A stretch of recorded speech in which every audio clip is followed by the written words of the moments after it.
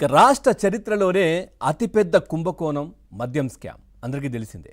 రాష్ట్ర చరిత్రనే కాదు, నిజంగా చెప్పాలంటే దేశ చరిత్రలోనే అని కూడా చెప్పుకోవచ్చు. ఎందుకంటే ఢిల్లీ మద్యం స్కామ్ కూడా ఆంధ్రప్రదేశ్లో జరిగినటువంటి జగన్మోహన్ రెడ్డి అధికారంలో ఉన్నప్పుడు జరిగినటువంటి మద్యం స్కామ్ ఒక చిన్న ఏదైతే పీనట్ లాంటిదని చెప్పేసి కూడా చాలామంది మాట్లాడుకుంటా ఉన్నారు. సో లిక్కర్లో సుమారుగా 3,500 కోట్ల అవినీతి చోటు చేసుకున్నట్లు అంచనానైతే వేశారు. పైన అంటే లోపట్లో వందల వేల కోట్ల రూపాయలు దీంట్లో స్కామ్ జరిగినప్పటికీ సో ఏ విధంగా జరిగింది ఏంటనేది దాదాపుగా ప్రాథమికంగా 3,500 కోట్ల అవినీతి జరిగినట్టయితే చూస్తూ ఉన్నారు. ముఖ్యంగా ఈ ఢిల్లీ మద్యం స్కామ్ మనం చూస్తే 150-200 కోట్లు అంతే, అంతకు మించి లేదు. ఇక్కడ మాత్రం 3,500 కోట్ల స్కామ్ దీంట్లో జరిగిందనేది అంచనా. ఇది ఎలా జరిగిందో సామాన్య ప్రజలకు అర్థమయ్యేలా కొంతమంది ఔత్సాహికులు మద్యం కుంభకోణానికి చిత్రరూపం ఇచ్చారు. ఎలా జరిగింది ఏంటి, ఏ విధంగా ప్రజల ప్రాణాలను ప్రజల ఆస్తులను ఏ విధంగా దోచుకున్నారు జగన్మోహన్ రెడ్డి హయాంలో అనేది కళ్లకు కట్టినట్టుగా చూపించారు. జగన్ హయాంలో మద్యం సొమ్ములతో వైసీపీ సోకులు ఏ విధంగా చేసుకున్నారు, ఏ విధంగా జరిగింది, లిక్కర్ స్కామ్ ఎలా జరిగిందనే దానిపై ఒక షార్ట్ ఫిల్మ్ కూడా తెరకెక్కించారు. దీంట్లో 3 పార్టులుగా ఈ షార్ట్ ఫిల్మ్ చిత్రీకరణ కూడా జరిగింది. స్కామ్ ఎలా జరిగిందనేది ప్రజలకు క్లియర్గా అర్థమయ్యే విధంగా చిత్రీకరణ కూడా దీంట్లో చేశారు. 2019 ఎన్నికల్లో అధికారం కోసం జగన్ మద్యం అంశాన్ని ఎలా వాడుకున్నారో తెలిపేందుకు మొదటి భాగంలో కూడా దానికి సంబంధించినటువంటి అంశాలు కూడా చిత్రీకరించారు.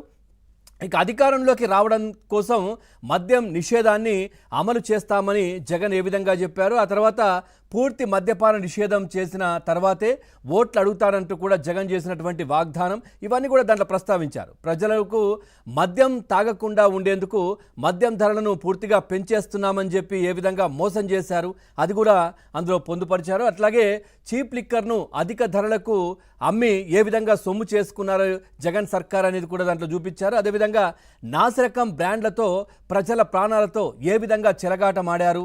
ఇక పూర్తిగా మొదటి భాగంలో మద్యం పేరుతో వేల కోట్లు ఎలా సంపాదించారు, 2024 ఎన్నికల్లో ఎలా ఉపయోగించారు అనేది పూర్తిగా దాంట్లో తెరకెక్కించారు. ఇక డబ్బు ఎలా తరలించారు అనే అంశాలు రెండో భాగంలో కూడా పొందుపరిచారు. రెండో భాగం కూడా ఉంది దీనికి, ఈ షార్ట్ ఫిల్మ్కి. ఈ రెండో భాగంలో డబ్బును ఎలా తరలించారనేది చూపించారు.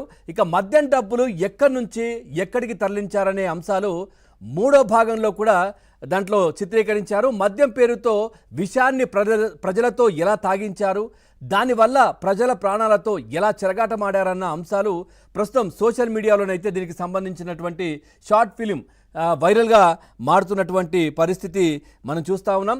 ఒకసారి ఆ షార్ట్ ఫిలింకి సంబంధించి 18 నిమిషాల నిడివి, అంటే ఈ మొదటి షార్ట్ ఫిలిం దాంట్లో 1 నిమిషంలోనే మొదటగా ఏం జరిగిందనేది చూపించే ప్రయత్నం చేస్తారు. దాంట్లో చాలా క్లియర్గా అంటే కొన్ని అంశాలు, కొద్దిమంది అండర్ వరల్డ్ డాన్ల పేర్లు ప్రస్తావించారు. దాంట్లో ఒకటి హాజీ మస్తాన్, కరీముల్లా, తర్వాత దావూద్ ఇబ్రాహిం. ఇది ముంబై డాన్స్. వీళ్ళ పేర్లు నిజంగా వ్యాపార సామ్రాజ్యాన్ని కావచ్చు, లేదంటే పూర్తిగా ఏ విధంగా సినిమా పరిశ్రమలు, లేదంటే ఏ విధంగా ప్రజల మాన ప్రాణాలను ఏ విధంగా దోచుకున్నారు, ఏ విధంగా ఇబ్బందులకు గురి చేశారు అనే అంశాలు వీళ్ళకి సంబంధించి కూడా అందరికీ తెలిసిన విషయమే. అదేవిధంగా వీళ్ళతో పోలుస్తూ జగన్మోహన్ రెడ్డి పేరును కూడా ఇందులో ప్రస్తావించారు. సో జగన్మోహన్ రెడ్డి కూడా వీళ్లకు సమానమే, ఏ విధంగా ప్రజల ప్రాణాలు ప్రజల ఆస్తులు దోచుకున్నారు అనే అంశానికి సంబంధించి కూడా ఇందులో చాలా క్లియర్గా ఇచ్చారు. సో ఎవరిచ్చారు ఏంటి, ఎక్కడి నుంచి షార్ట్ ఫిల్మ్ వస్తుందనేది మాత్రం డీటెయిల్స్ అయితే బయట పెట్టట్లేదు. కానీ ఈ పార్టులుగా మొత్తం ప్రజలకు కళ్లకు కట్టినట్లు చూపించే ప్రయత్నం చేస్తున్నారు. ఒక్కసారి 1 నిమిషం ఆ వీడియో మనం చూద్దాం. ఆ తర్వాత పక్కన ప్లే అవుతూ ఉంటుంది. ఆ 18 నిమిషాల నిడివిగల వీడియో కూడా మనం ప్లే చేద్దాం. ముందుగా 1 నిమిషం చూపిద్దాం.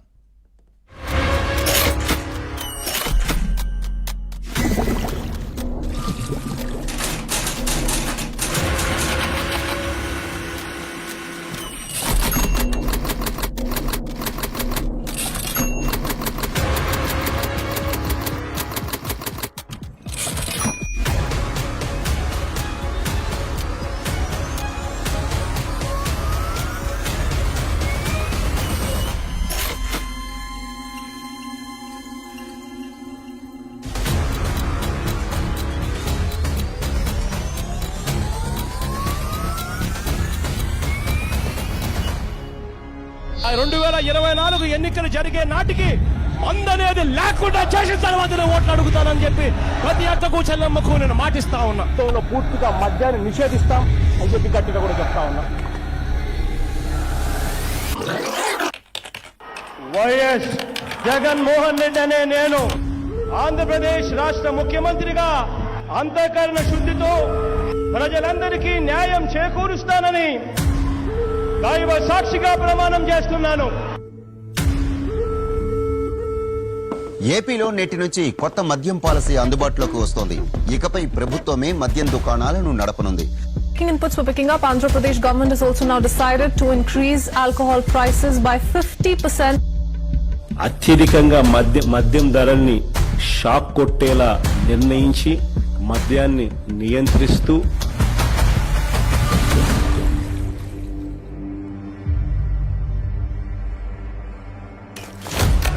ముంబైని గడగడలాడించిన మాఫియా డాన్లు హాజీ మస్తాన్, కరీం లాలా, దావూద్ ఇబ్రహీం ముఠాలు పారిశ్రామికవేత్తలను, వ్యాపారులను, ప్రముఖులను బెదిరించి సొమ్ములు దండుకునేవి. సరిగ్గా అలాంటి లక్షణాలే గంపగుత్తగా పుణికిపుచ్చుకున్న అతి ప్రమాదకరమైన ముఠానే గత వైకాపా ప్రభుత్వంలో మద్యం మాఫియా ముఠా. 2019 ఎన్నికల మేనిఫెస్టోలో జగన్ సంపూర్ణ మద్యపాన నిషేధం చేస్తానని అక్కా చెల్లెమ్మలను మభ్యపెట్టి వాళ్ల ఓట్లు దండుకొని అధికారంలోకి వచ్చిన జగన్ ఇచ్చిన వాగ్దానాన్ని తుంగలో తొక్కి తమ వ్యక్తిగత స్వార్థం కోసం ఏకంగా రాష్ట్ర మద్యం పాలసీనే మార్చేశాడు.